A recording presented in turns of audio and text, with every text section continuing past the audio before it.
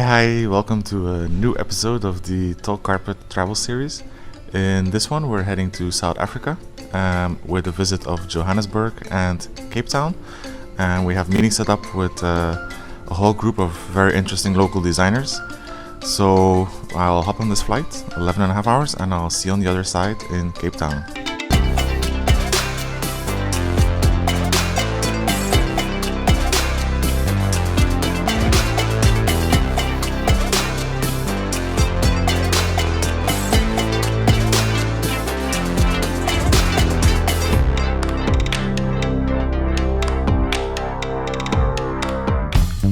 How are you? Fine, and you?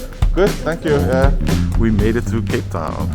I'm picking up my bags and then head to the hotel, and I'll see you tomorrow to start our program.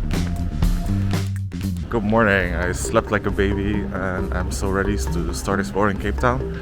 We're starting with a meeting with the art curator at the Silo Hotel, which has an impressive collection of African art starting from the year 2000. And then afterwards we're visiting the gorgeous George Hotel, a brand new member of the Design Hotels group. The Silo Hotel shares the old silo structure with the Mocha Museum in a redevelopment designed by London-based Heatherwick Studio. A large part of the museum is actually located in the old grain silos. So these are the old, and that goes to the museum, right? That's the floor, that's the top floor, sort of a sculpture garden of the museum. And that's actually an artwork. Yeah, that's what I was going to ask. It's a cosmic language. It's an artist from Togo. He actually recently passed away. His name is El Loco. He wanted to create a universal language for the world. How do we become a gallery, a hotel, a museum, and sort of transition between and have no lines between those three factors? And so you sort of walk in and you wonder, oh my God, is this a museum? You see the industrial spaces, you see the artwork, oh my God, it's a gallery. And then you walk in, you find that there's restaurants and rooms at a hotel. Look at the shape, but she has the female form shape in a much more really painful, distorted position. I am so in love with this piece that it now is my very first African art purchase. The artist Grace Cross is South African, and this series depicts women as the god Atlas, carrying the weight of all the expectations placed by African men on women.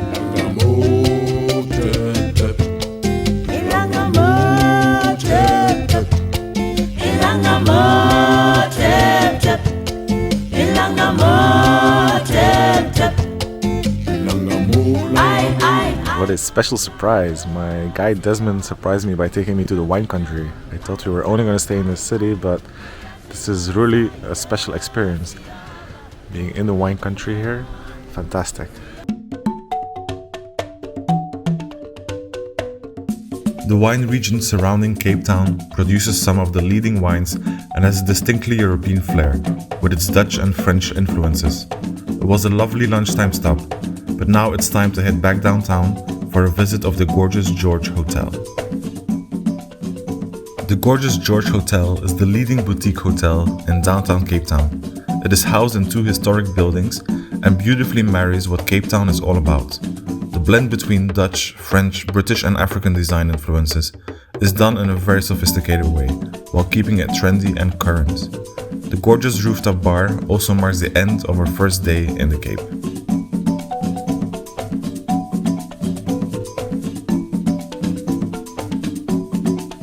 The first place we're going to go to is Montebello, where you're going to meet the owner and the author of two books, and she's going to show you what's happening there.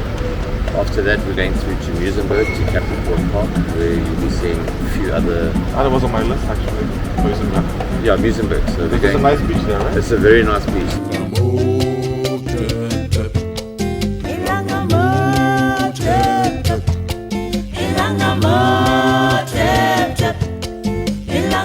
It's a beautifully sunny day in the Cape, and we're headed to the Montebello Design Center, a charity promoting local design and craftsmen, and a popular spot for locals to browse and grab a coffee. The house of the estate is there, which is now a boys' school, so it was a very big property. owned by the Michaelis family.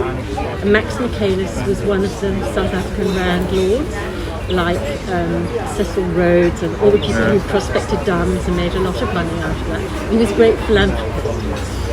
And his son was an artist and also a philanthropist. So he left the estate to the University of Cape Town on the understanding that it would be used to promote craft and design. First up, we're meeting the extremely passionate Dr. Elby Kutsi. This is part of a research project. When I started, I was born and bred in Cape Town, but got married, lived in Johannesburg. And we started going to this rural, remote area. And I'm just fascinated by other cultures, how they live, what they do, what they eat. Mm-hmm. And most of the women in the project are illiterate, so they can't read and write. They were taught, I taught them to write their names. And they ate things that I didn't know. I mean, look at this. This is Mupani worms. So I pose questions. I say, in your lunchbox, what's that? What are you eating? And then they would say, these are the worms. And then I document the whole process. 3 of them can write. That's a Pedi. Yeah. We then sit together and translate into English. And then we also translate into French, German, Afrikaans, and also Braille.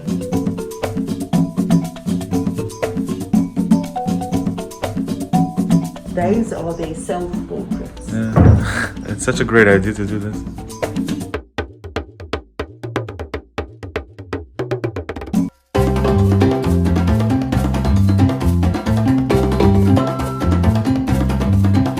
John Bauer is a porcelain worker, and John is very renowned for his expertise and his breakthroughs technically with the porcelain, the clay body. What the original intention for this shape was I don't know why, I didn't ask questions, was for an ostrich egg. An ostrich egg? Yes. John Bauer masters a technique in which he creates a texture on the surface of the ceramics, creating a sort of textural image of objects.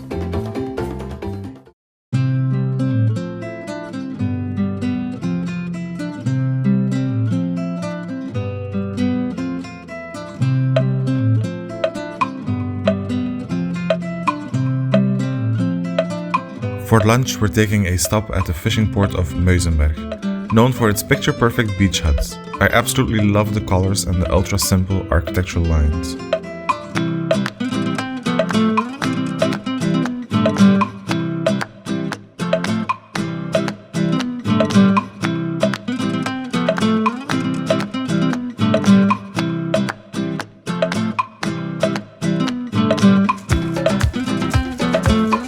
After a delicious seafood lunch, we're headed to the workshop of Ronelle Jordan, a very well-established artist focusing on a technique of felting. She creates rugs, pebble poofs, acoustic panels, and custom projects such as lighting. The felt story started, I used to be a textile designer. I worked in a few different poverty-stricken schools. And then somebody invited me to work with street children. You're using wet felting, you're using hot soapy water, friction, and you're shaping. The process impacted on the children. Yeah. So there was one little boy who would not talk.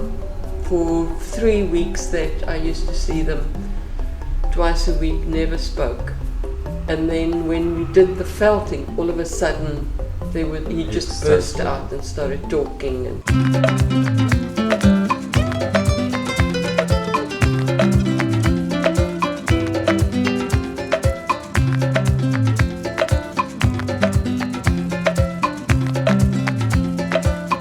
We're at the end of day 2 here in Cape Town, and we drove around basically the Cape. Saw so many beautiful fishermen's villages, and in the meantime I met really incredible people, very talented people, so I feel very content on my day. but I'm also very much ready to have a drink and wind down over dinner. So I will see you after that tomorrow for a new adventure.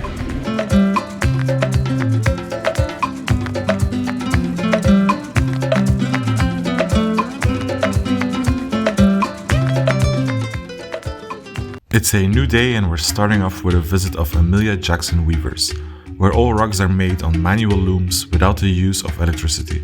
They focus on the reuse of waste textiles from fast fashion.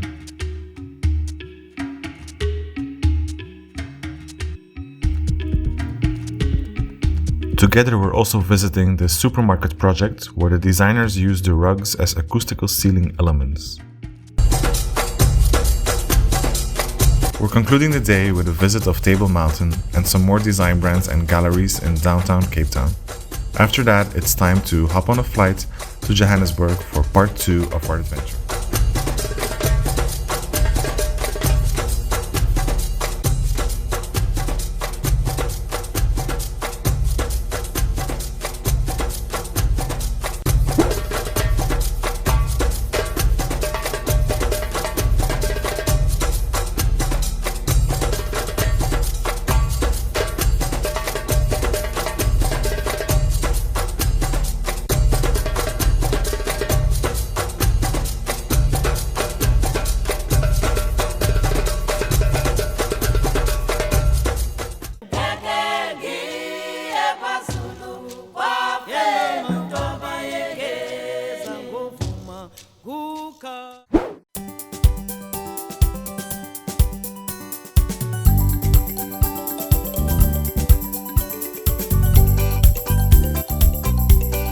First up in Johannesburg is a visit of Victoria Yards, a creative hub housed in an old laundry facility.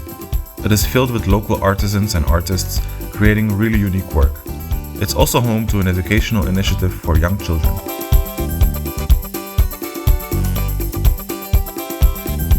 Here I'm meeting James Delaney, a local artist who is also involved in designing and restoring a Johannesburg park to become a city oasis.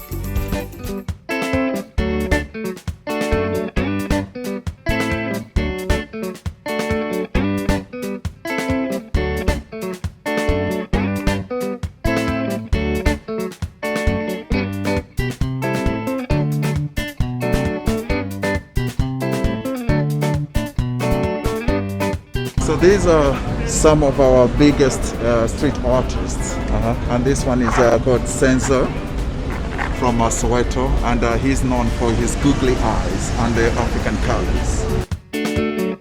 Maboneng and downtown Johannesburg is an incredibly flavorful and colorful area. I'm taking a walking tour with Kennedy to truly immerse myself.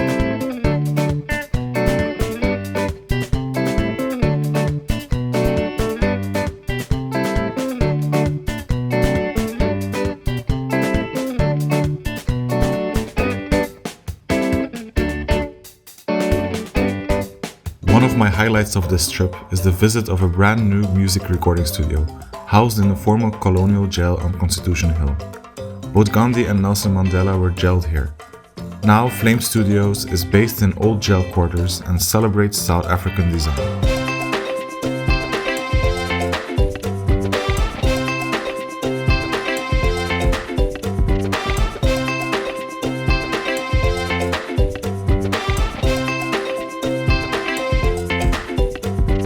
What an incredible day I had here in Johannesburg.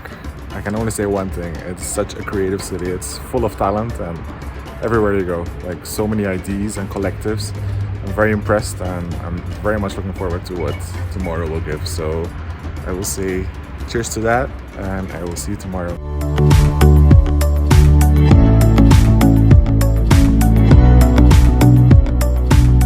On our final day in Johannesburg, I'm joining Laurie States, editor of the In Your Pocket City Guide. She's taking me to local art galleries, the Kim Sachs Ceramic Studio, and the very first location of the Nando's fast food empire. Their flagship location just reopened and is entirely furnished with South African designed finishes.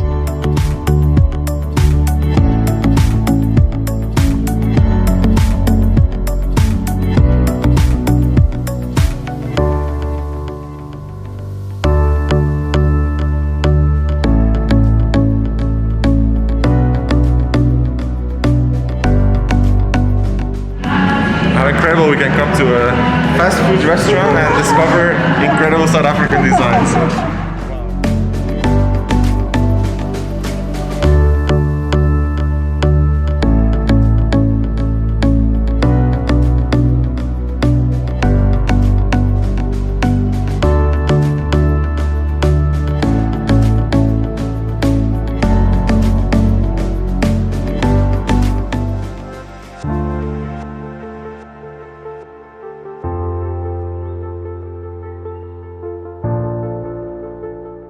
I think this is the composition for this trip. The palette that we assembled, it's a big variety of art and more ethnic local, translation of customs, and some really creative artists, like with this pottery here. Obviously I discovered too much to even represent, and I found amazing things that I would bring home, but that's like, you can't put on this palette. So very incredible trip. So I'm very happy and satisfied with this. We're at the end of our South Africa trip. I really hope you enjoyed, because to me this was a remarkable trip and discovery. I've met so much talent and so many people so passionate about their country that I definitely already want to come back. We'll definitely bring some South African design back home, and I feel extremely inspired, so I hope the same is true for you, and I can't wait to show you and bring you along on our next trip, our next destination.